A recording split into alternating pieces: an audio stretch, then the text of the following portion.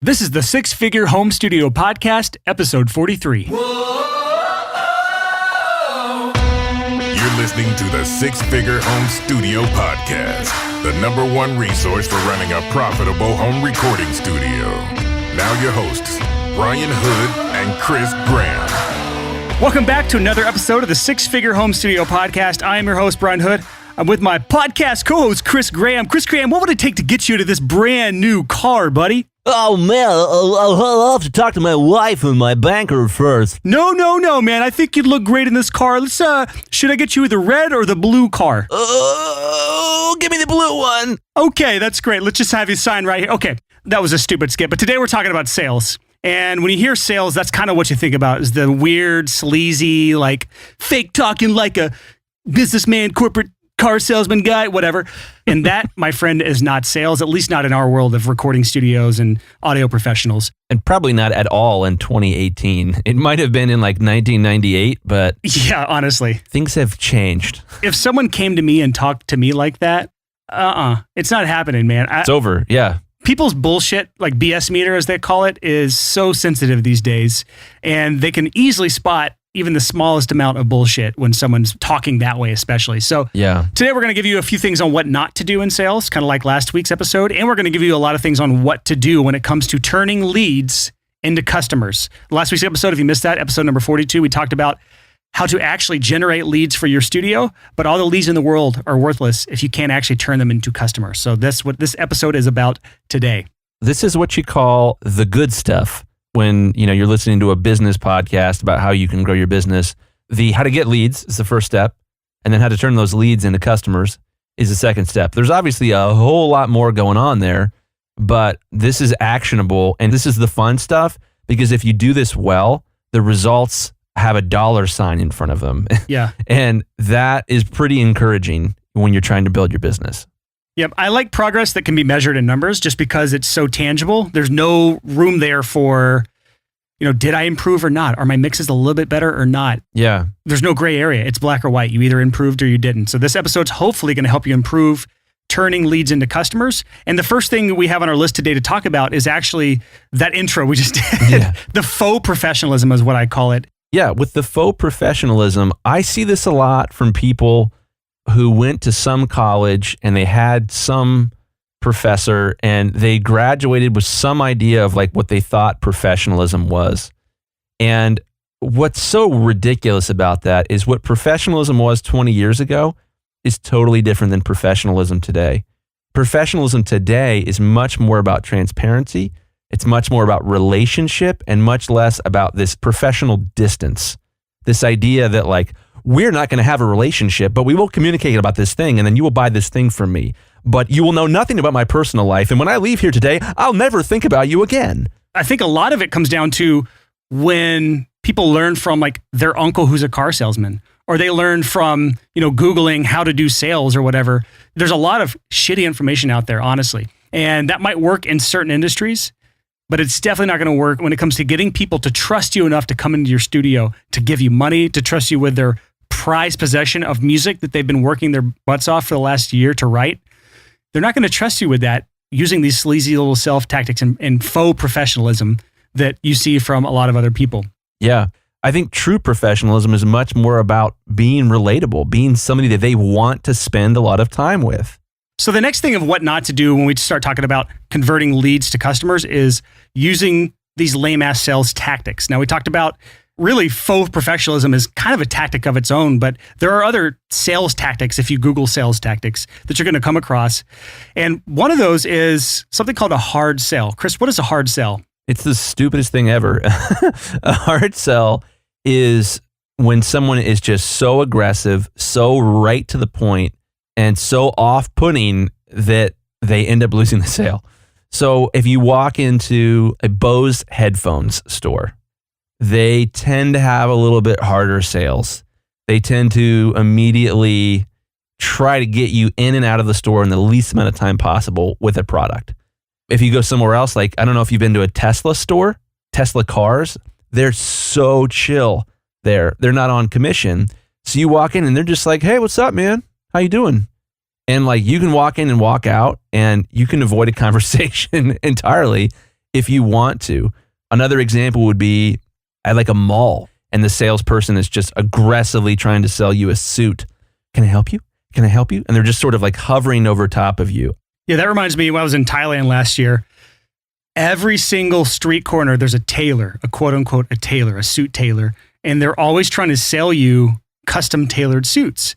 And while I did get one out there, or I got a lot of actual custom tailored clothes out there, none of them were from the guys that were doing hard sales. And they're basically just saying, suit for you, suit for you.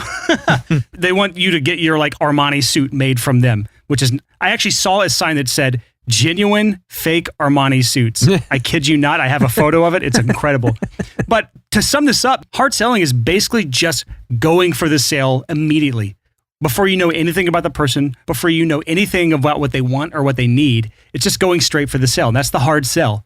And it really is off-putting, and it's dangerous, and it's disgusting, and most people are going to have a bad taste in their mouth. So it's going to hurt you long term. Yeah. Another lame sales tactic that we've seen is, I've read about this before, and I've actually probably used this in my past. It's quote unquote option A or option B. I actually used it in the intro if some of you guys caught that. What is option A or option B, Chris? Option A or option B is this sales tactic that it's in sales books. I've read about it before. I've had people try to use it on me.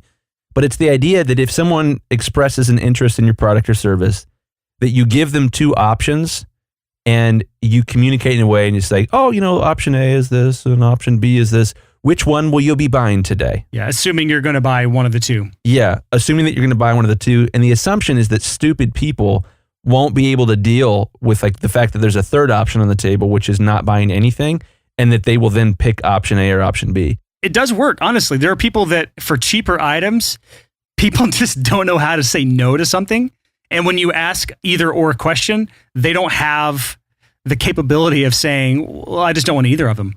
They'll say, okay, I'll take A, and it's your $3 gone, and you got the churro you didn't want.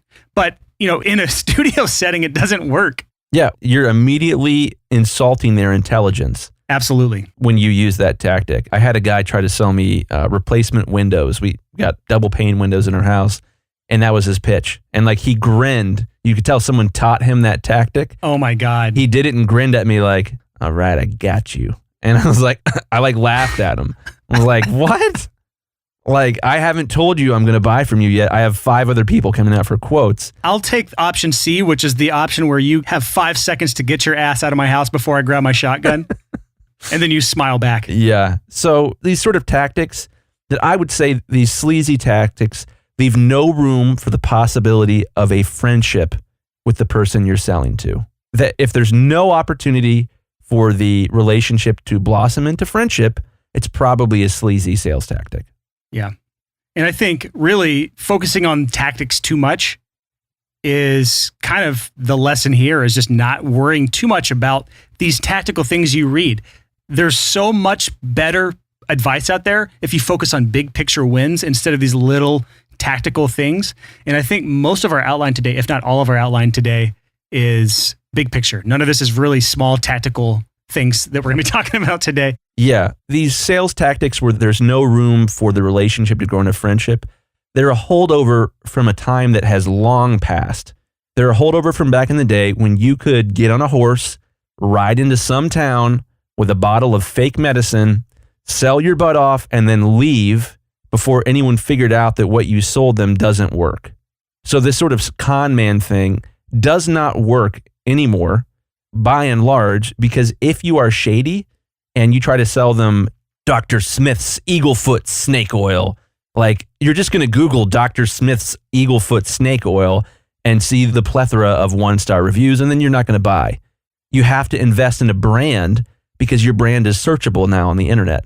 So these sort of like people that are still fixated on the hard sell, the sleazy techniques, they don't grasp that the world has changed a long time ago, 10, 12 years ago. They're not with the program. So don't let anyone teach you, like, you know, we try to do the advice smorgasbord here, you know, choose what you want. But I would say, generally speaking, don't let someone teach you crappy sales tactics and expect it to work. So I think that story of the snake oil salesman coming into town, selling the wrong things to the wrong people, it brings up this other good point of, yeah, you may be selling crap. In that scenario, it's a con artist. He's selling snake oil, which is crap, and he's selling it to good people who think they need that one thing. They need their ailment solved. But there's another problem, which is you may have a really good service, or you may be really great at what you do and have a great product you're trying to sell someone, but you may be trying to sell it to the wrong people that are unqualified for what you need. And that's a completely different problem in and of itself.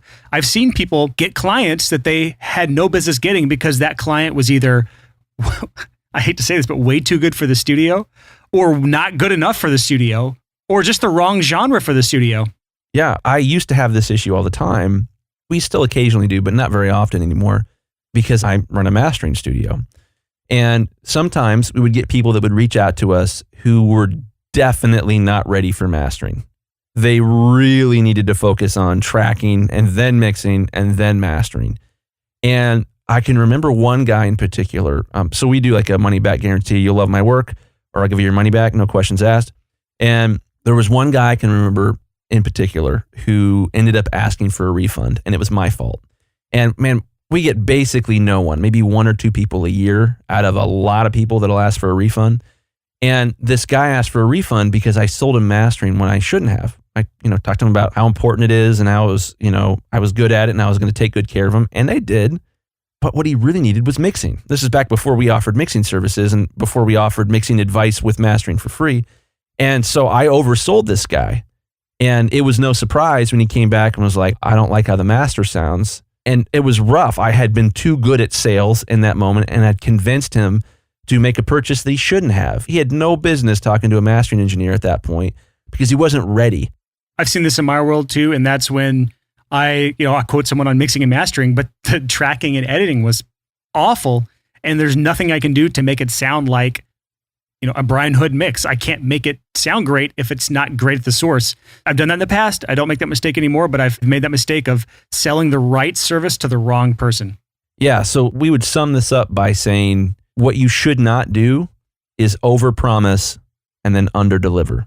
There's a temptation in sales to promise the world because it gets them to whip out their credit card and then not deliver on it. So you really want to resist that urge to be completely full of crap and oversell. That is a terrible, terrible thing to do. And the important thing to keep in mind here is you could actually be the best salesman in the world and wreck your business because of it. Because what would happen is everybody would buy from you, but their service or your product doesn't live up to expectations. So then they write 1-star reviews all over the internet about you, and your brand's dead. Bad long-term strategy. Terrible. Yeah. You can't look at just the transaction that's in front of you. You have to think about your personal brand or business brand, however you want to look at it. Yeah. You have to look at it over the long term. If you want to be around for the rest of your life, hopefully doing this, then you have to think long term with everything that you do. So now let's transition into the right way to turn leads into customers. We just spent the last 15 minutes or so talking about the wrong way to sell your services, the wrong way to turn leads into customers. Now let's talk about the right way. But before we actually get into that, we have to go over some prerequisites here. And this is something I'm going to breeze over, but this is probably more important than this entire episode altogether for you to understand. And that is, without these things that I'm about to talk about, nothing else we talk about matters. Period. I hope you understand that. None of this that we're talking about today matters if you don't have these things figured out. The first is proper positioning. And what I mean by that, I'm going to breeze over this, is just, do you appear to be a professional that can solve the problem that they have? Do you appear to be a good mastering engineer? Do you appear to be a good mixing engineer? Do you appear to have nice facilities if someone's going to be coming into your studio? Do you appear to have at least a good vibe in your studio if you do it out of your home? There's a lot of different things that go into proper positioning, but it is basically this. Do you appear to be a Ford Pinto, or do you appear to be a Maserati? There's a big difference in perception in our minds when you think about those two different cars. 1980, $2,000 Ford Pinto, which is just a really shitty car for those of you who never heard of that. And then like a very expensive Maserati or Ferrari, for those of you who don't know what a Maserati is. In your mind, what you think of those two cars is positioning. It's what your potential customer thinks about in their head when they hear your name or they see your brand online. And that's usually shown through website or social media or your personal social media. There's a lot of things that go into that. I can't talk about it all now. The second thing, as far as prerequisite, is differentiation. If you have not differentiated yourself from your competitors or from the next option down the street, you will not get the sale no matter what you do. you have to have differentiated your way in some way. Either your skills have to be way above the other people around you, or you have to have something unique about your sound, or you have to be faster or better. We talked about this in past episodes. Go back and listen to those. But you can't listen to a 20-minute podcast on this and become an expert. There's so much that goes into this, even the episode we're talking about today when it comes to sales and all of the prerequisites that come before the sales conversation. You can have everything together, at least in your head, and still be falling hard. So if you're continuously failing after listening to this podcast and listening to this episode, there is a lot that goes into this. And I would encourage you to go to theprofitableproducer.com, check out the Profitable Producer course, because this goes in way more detail than what we're going to be able to talk about in today on this podcast. And it really goes over in depth over these prerequisites I just talked about, because these are crucial before any of this other stuff matters. So go to theprofitableproducer.com and you can go check that out today. Yeah, let me add to this. So I have a couple friends that have taken your course and that have ranted and raved about it. One of my good friends, Glenn, just quit his job. He was full-time for a company and now he's going full-time in audio. And, we're friends. I love you. The course is awesome. Every single person I've talked to that's taken it is obsessed with it and absolutely blown away by the value that it provides. So I just want to echo what Brian was saying.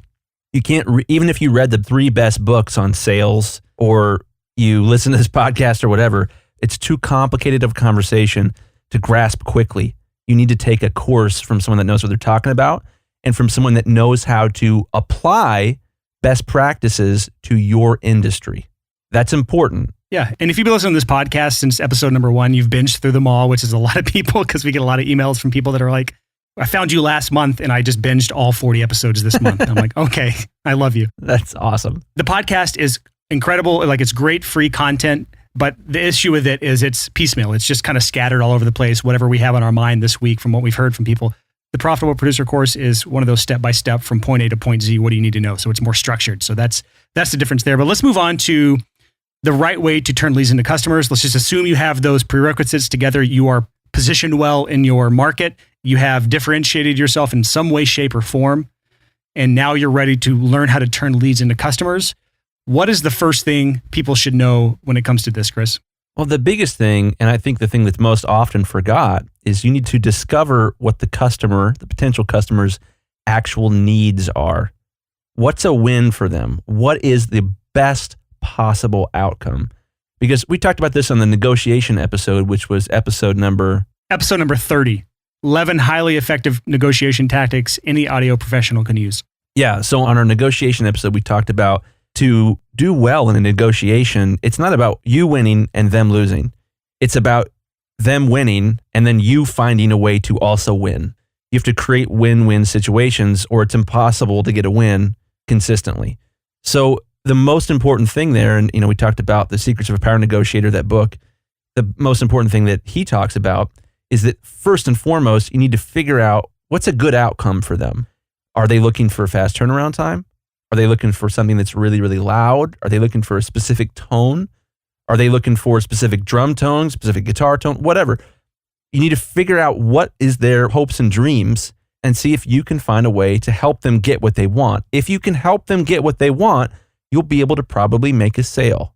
Yeah, just to add what Chris said there, if you don't do this part, if you don't properly sit down and have a conversation, whether it's through email or Facebook Messenger or on the phone or whatever medium you choose, in person, face-to-face, over lunch, if you don't have this conversation and figure out what they actually need, then you're going to make a lot of the mistakes we talked about at the beginning. You're going to sell them something they don't need. You're going to go straight for the sale without building any sort of relationship.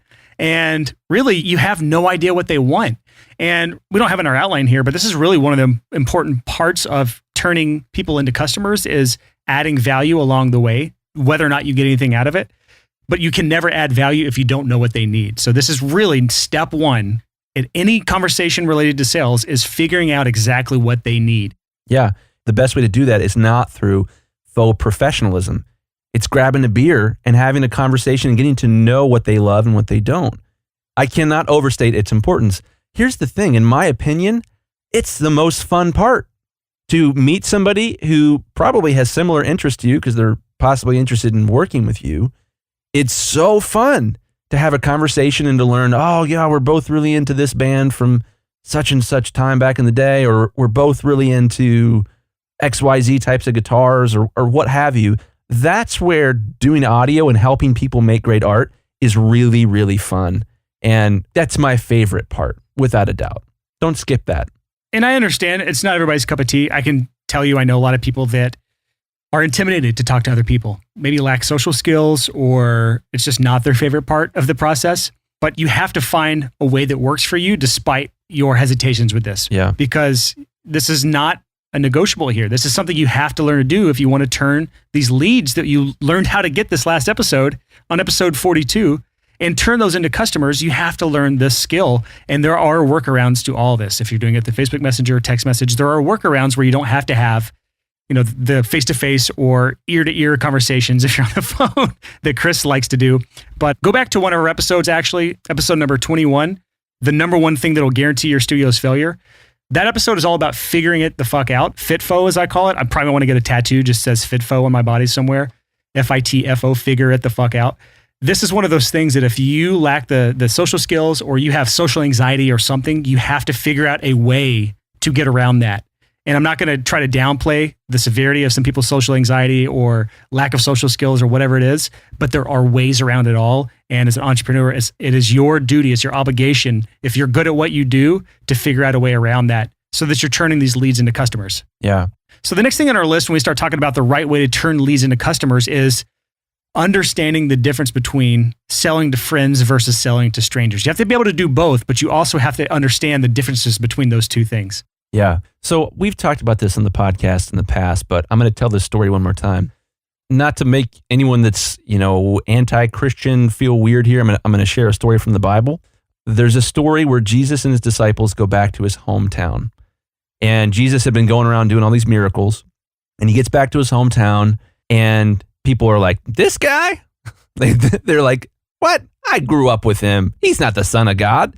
And it says that he was unable to do many miracles there because of their lack of faith.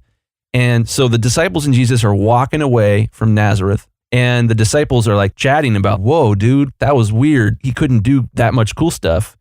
And Jesus tells them, he says, a prophet has no honor in his hometown.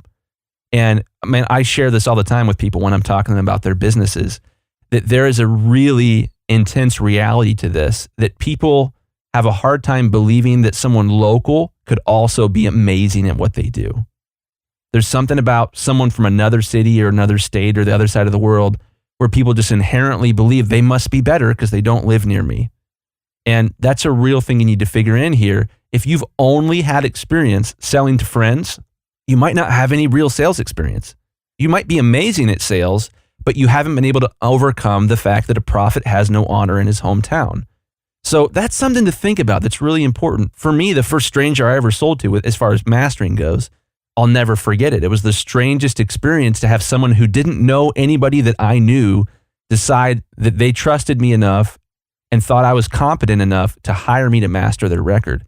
So there's this really big difference between selling to friends who you, in some ways, have to convince that you're competent more than you do to strangers because your friends and their friends assume that you must suck because you live down the street. So the big thing is when you're selling to friends, you have to overcome the fact that they probably think you're not that great. You're their buddy, you live down the street, you can't possibly be amazing. When you sell to strangers, first and foremost, you have to find a way to get strangers to find out about you. You have to figure out lead generation. Which is the last episode, episode 42. Yeah, and you also have to think about why would a stranger trust you? If a stranger found your website for your recording studio, your mixing service, or what have you, why on earth would they decide to hire you more than another stranger? Well, this goes back to the conversation that I said, the prerequisites, that's positioning and differentiation. Like, do you have any way that you are different from the other person? That's step one. And then step two, the things that you differentiate yourself, what sets you apart from your competitors. Can someone look at you on the internet, a stranger look at your online presence in some way, shape, or form, and deduce that you do indeed have differentiating factors? That's positioning right there. So first, you got to be able to be better or different in some way. And then step two is you have to show them that you are different. That's why it's so important when it comes to selling to strangers versus selling to friends. I'll kind of disagree with you saying that if you're local, that your friends automatically assume that you're not as good as someone that's international. I have worked with many local people. To me, I think it's way easier to sell to someone local because you already have that trust, you already have that relationship. And so they don't have that prerequisite feeling that you're not as good as someone else. But you live in Nashville. No, I lived in Alabama for the first 3+ years of my career. So I've been in small towns and I've been in big towns. And I'll say that I actually, moving to Nashville, I don't work with anyone from Nashville. So I don't really know what it's like to sell to someone in the city. That's funny. Yeah, I think that there are situations where this prophet has no honor might be less true for some people and more true for others. Definitely you got me convinced there. But I think that my big point here is that I don't want someone who's only sold to friends to think this is what it's like to run a recording studio. Absolutely. See, to me, there's not a big difference. And me and Chris were kind of arguing about this pre-show a little bit. I don't see a big difference between selling to a friend and selling to a stranger. It's the exact same process. It's just a lot harder to sell to a stranger. That's it. And so it's even more important that you have those prerequisites down, that you have a good website, that you have good photos, that you have a good portfolio, that you've done all of your pre-flight checklist, if you will, that you've gotten all of those prerequisites down before you even have the conversation with the stranger, because your friend will look past that. Your friend already knows you. Your friend already trusts you. Your friend's already heard the people you've recorded because they're friends with those people already, and they've already been word of mouth advertised to, and there's a lot more social proof there. With the stranger, it's now up to you to give them all of that through your website. And this is why a website is so important, that you set one up well. But you have to have all of this on a silver platter for the stranger to consume. So there is a thing here, at least that I've noticed in my own business. It might not apply to everyone's. I think it probably does, though. But I find that friends are a little less tolerant of systems than strangers are. So, I work with friends all the time, but I work with way, way more strangers than I work with friends. I'd say friends are 1% to 2% of my business. But I'll find all the time where a friend will book a project with me, and they'll fill out the form. After they book the project, they'll upload the file. And then as soon as the file is finished uploading, they'll email me, just finished uploading the file. And then they'll text me, just finished uploading the file. And it'll be like, yeah, I know it's a business. I got an alert. Well, this is why I like having you as a co-host, because our businesses are so much different from each other. There's differences in your business than mine that you probably wouldn't know a lot of my perspective, and I definitely don't know a lot of your perspective. So it's good that we have two wildly different perspectives here between a mixing engineer and a mastering engineer. But that just sounds like a boundary issue to me, which if you go back to episode number 10, we have an episode called Keep Clients from Ruining Your Life Using These 7 Boundaries. So that's a boundaries issue, but I will say that people will do that 100% if it's your friends. Yeah. But that is definitely a boundary issue that is one of those things that if you set up proper boundaries, then it may not be as much of a problem. That's the problem, though. And this is a really good conversation, I think, for the podcast, because if someone has your cell phone number and if someone is friends with you on Facebook as opposed to, a stranger off the street, they have an opportunity to reach out. And it gets a little weird to be like, hey, Joe, I know I've known you since way back when. Don't text me about your project. I've actually sent that text before. And it's not weird, though. I think you can do it in a not weird way. And this is the way I do it is, and we didn't mean to get into this rabbit hole today, but if you want to set proper boundaries with friends, you have to educate them as to why. You can't just say, don't contact me this way. If you give them a very good, very reasonable excuse as to why you don't do it this way, they are more than understanding, especially because they're your friends. So if you could just say, hey, Steve, if you could just keep all of this in email or whatever your form of communication is, it helps me keep my business stuff organized because I don't handle any business stuff through text. Ooh, that's good. Yep. So it's just one of those things, like it's a systems conversation or it's a boundaries conversation, but it's not a major issue in my life at least. But also I want to also say that your perspective is different from mine because I'm not working with as many projects as you. You just have a lot more opportunities for things to potentially, I don't want to use the word annoy you, but potentially annoy you.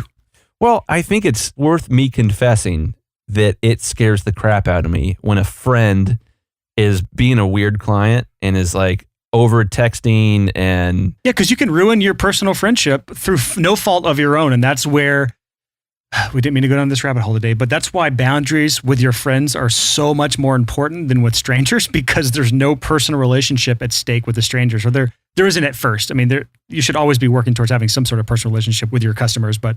Yeah, well, this is scary and hard for me, but it's a great conversation to have because back to what I said before, if you've only ever sold to people That's a lot different experience, or at least it can be. I think it often is, than selling to complete strangers. And here's the rub, and here's why we've gone down this rabbit hole. If you want a 6-figure home studio, you only have so many friends. You can't only sell to your friends and make 6 figures 2, 3, 4, 5, 10 years in a row. You have to make the jump to finding a way to get total strangers to reach out to you and want to work with you. This is the same as every single freelancing business that exists. Yep. As a photographer, as a videographer, as a personal trainer, as a insert freelance career thing here, designer. Once you get past your initial circle of friends, that's where most people stall and fail. So you have to be able to pick up past that point of running out of friends and finding strangers. And really, honestly, that's a lead generation conversation. That's going back to the last episode. So I don't think we should talk about it anymore here. But when it comes to strangers versus friends, this is a huge part of getting out of the part-time struggle and into the full-time life. Yeah. So let me just tell a really quick story about this. So for me, one of the most important moments in my business life was I had my website launched, was looking great. It had that before and after player that we've talked about before that nobody in the world had at the time. And I started running Google ads. There were very few people running Google ads back then. This is 10 years ago, at least, maybe more. And within a week of me running Google ads, and again, this is 10 years ago, probably won't be your experience now, but I got an email from a guy named Greg from Pennsylvania who was interested in having me master his record. It was the first lead I had ever gotten from a complete stranger. That he saw an ad, went to my website and said, this kid looks cool. I might want to have him master my record. And I was like, oh my gosh, this is so weird. So I asked him, hey, what's your number? Can I give you a call? And I stood on my back patio and paced back and forth on the phone with this guy, talking to him about mastering his record, about how I promised to take care of him. And he, at the time, like this is a while ago, he didn't even have a PayPal account and he wanted to mail me a check. And I was like, okay, sounds great. So he mailed me the check, and I'll never forget that the phone conversation or getting the check in the mail and knowing that my business had gone through a metamorphosis where suddenly I got a stranger to hire me. And you know what? That was so cool because I grasped in that moment, there are more strangers on earth. Therefore, I might be able to grow this business. It was absolutely mind blowing. So that moment when you switch to having your first stranger hire you, this is a big deal and you should celebrate it. Yes, absolutely. I think if you manage to land after the last 2 episodes, this one and the last one, your first stranger as a client, post it in the Facebook community. We'll have an actual conversation about this episode going in our Facebook community. You'll find a link in our show notes. Let us know in there if you end up doing that. But let's just say you got this down. You've got all the prerequisites. You're not doing any of the things we said not to do. You've got a lead that you found. You start in the conversation about what do they need? What is the best possible outcome for them? You're having a good conversation. You're having a good time. When we start getting to the sales portion of this, when the conversation moves to the project, this is where it's extraordinarily important that you always underpromise and overdeliver. Always make sure that when you start telling people that you can do that, or you can do this, and they can do that, and they can do this, and yes, that's included, and no, that's making sure that the timeline, the price, the budget, all these things are not going to be blown out of proportion, and you're just saying things in order to get them as a customer. Extremely important. Yeah, huge, man. So if you haven't taken anything home from this, that saying, underpromise, overdeliver, definitely worth putting in your back pocket.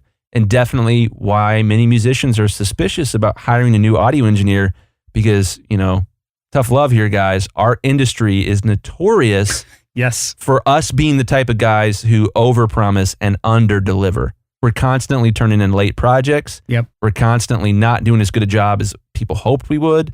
And generally, that's the reputation. And it's not just us. It's also a lot of people, photographers, graphic designers. Any freelancing career. It's because it's a creative field. It's people that are creative are generally not great at business. That's the issue we're trying to solve with this podcast. So what's next on the list, Chris? Well, one of the things that we've noticed about the podcast is I would say probably 80%, correct me if I'm wrong, Brian, 80% of our listeners are probably younger than we are. Yes. Our average age is 23, I think, to 29 is like where the bell curve peaks. Yeah. So the big thing that's interesting is I'm 36 years old. Old man. I know, I'm old. And according to what I've read, millennials are 18 to 36. So I am the oldest millennial you can possibly be. I'm almost not a millennial. And one of the things that our generation struggles with is that we'd much rather text. We'd much rather use Facebook Messenger. We don't totally love email, but we want that instantaneous overwriting because we don't have to deal with tough stuff. We don't have to look someone in the eye. We don't have to experience an awkward silence. See what I did there? That was an awkward silence. So the big thing here that I have found, and this I think is a golden nugget here, at least it has been for me, is that you cannot underestimate how important a phone call can be. When you're talking with somebody that you might end up working with, taking it from email to phone, escalating and saying, you know what, this is a great potential customer, I want to have a conversation with them, can really make a big difference. And what I found is that when I have a phone conversation, a couple things happen. One, I get to know the person for real. We talk about where they're from and what they're into. And, it's really fun to hear their story. Why'd you make this record? What do you hope happens with this record? Tell me about your studio. These type of things are really, really, really fun to talk about. And it helps me to get a better idea of who the potential client is. And it helps them to get a better idea of who I am and to hear in the tone of my voice that I'm not trying to rip them off or take advantage of them. If I picked up the phone when someone called and was like, hello, this is Chris Graham with Chris Graham Mastering. What do you want? That's very different. But what I typically do, I'm typically a pretty bubbly guy. I love talking on the phone and meeting new people. And honestly, man, that's a huge part, I think, of my sales process. And it's the part I enjoy the most. So I made a transition recently, and this is super interesting. What I found was so many people wanted to have phone conversations with me. I had a hard time getting all these emails that, trying to set up a phone call. And I'm trying to find a time when I'm available and they're available. Calendar tag is awful. Yeah, so we're going back and forth. Could you do Wednesday? No. Could you do Thursday morning at 9 a.m.? Could you do 9:30? Oh, I can't. I've got a meeting at 9:30. So what I did is instead of just putting my phone number in the signature of my email and on my website, I switched over to Calendly. They're not sponsoring the show. It's spelled Calendly. Calendly. And by the way, we would accept a sponsorship if they wanted to pay us. Yeah, Calendly. So Calendly is amazing. So what you do is you sync it up with your calendar. I use Google Calendar. And it blocks out, you say, here are the times I'm available. And if you add something into your calendar that's marked as busy, it blocks those times out. So basically what I say is, hey, I'd love to talk to you on the phone. This is over email. Click here to book a call with me.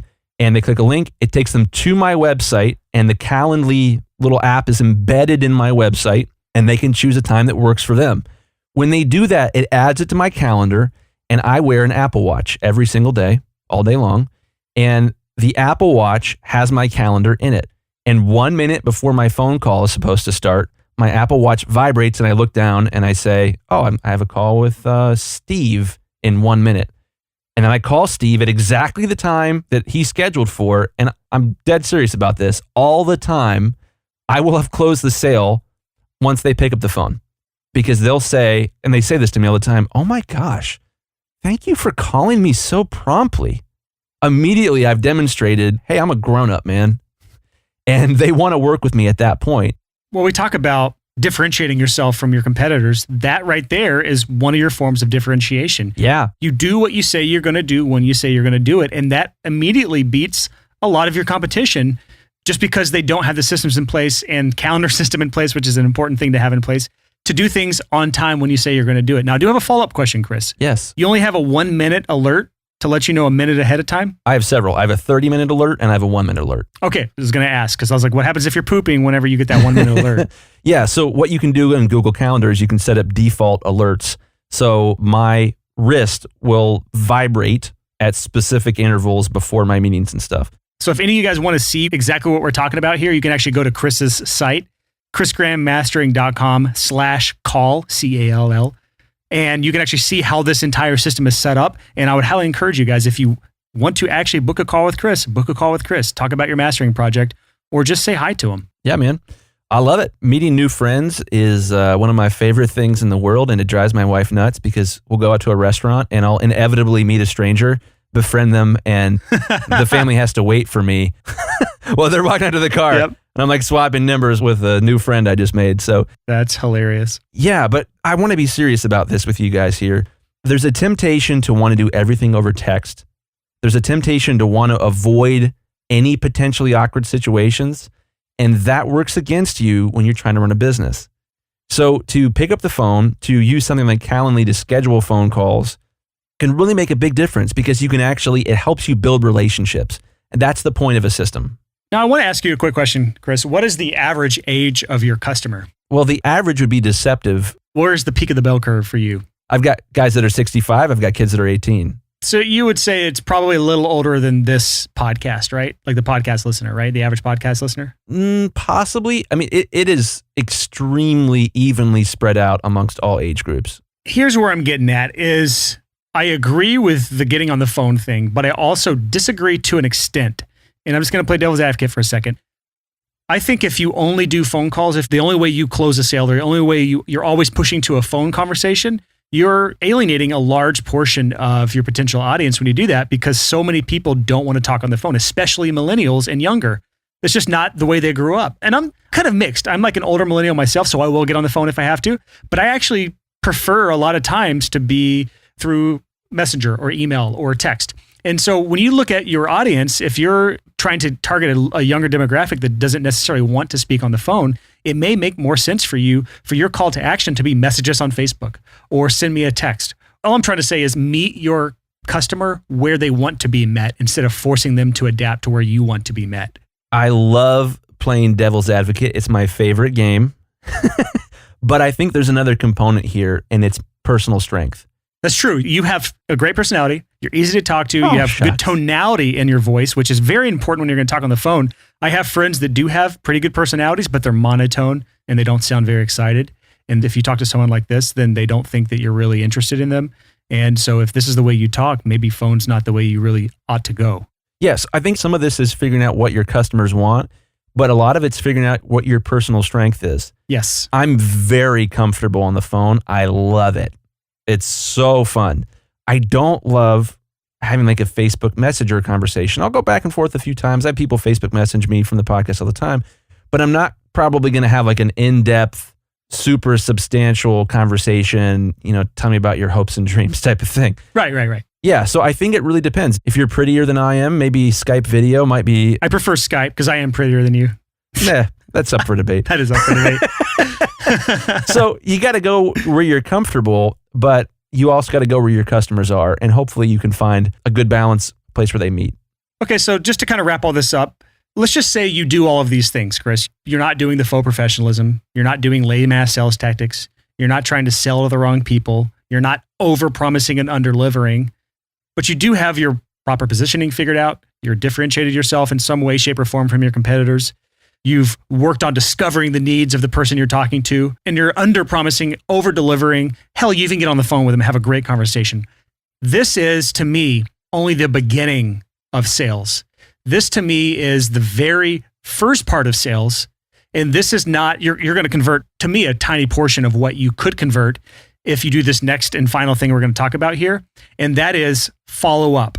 This is one of the most important parts of this because you can have all of these things in place. You can have that wonderful conversation, but if they just drift away, you never follow up, you never get top of mind with that person again, they may forget about you or they may move on or things got in the way or life happened and the project never went to fruition. And so follow up is one of the most important things. I got to drive that into your heads. Follow up. I've seen some stats. I don't know if these are true. They say 50% or more of sales come from the follow-up. And I've even seen stats that say the majority of those amount of sales come from follow-up 5 or greater. So that being said, if you give up before follow-up number 5, you're missing out on a large portion of sales. If you make $50,000 a year, you could be losing out on $25,000, $30,000 a year in potential projects by not following up. So there are 2 main ways to follow up here. Chris and I were talking about this beforehand. I follow up manually by email via reminders because I'm not working with a lot of projects. And this is the cool part. I just do, little touch points after 1 week, after 2 weeks, after a month, and then every 3 to 6 months after that. It's pretty unaggressive. It's a very lackadaisical follow-up pace. It's not very aggressive. Chris has a different method because he has a different business model. And this is the cool thing about having Chris on the podcast as a co-host is he gets a different perspective. He doesn't necessarily follow up via email. He uses a different method, which I think is something that I should even start using more of. And that is what, Chris? This is funny. I have no idea what you're talking about right now. Oh, I love this. You follow up with your clients via remarketing. Ah, yes. Yeah. I do. I wish I did it more. This is funny. So a friend of mine who told me about you, his name's Micah. Love this guy.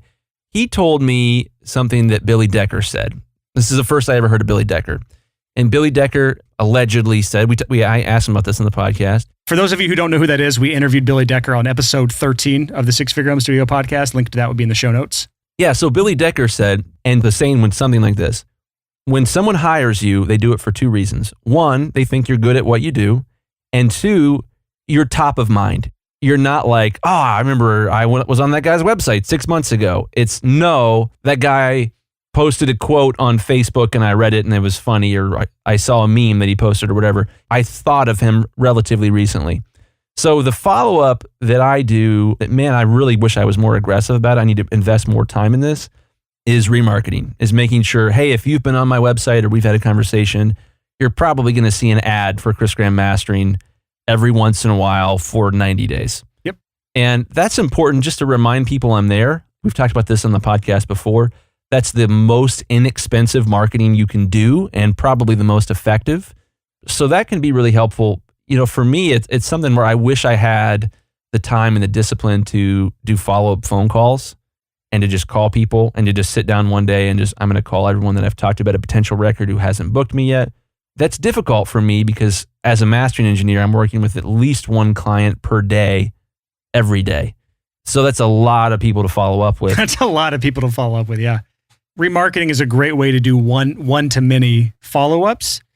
And I take it back. I don't do this with the studio, but I definitely do it with the Six Figure Home Studio. If you hit my site or hit certain pages of my site, you'll get retargeted for a certain amount of time for ads, which a lot of you have probably seen. And I've probably gone overboard with it because I'm still learning how to do this properly and with taste.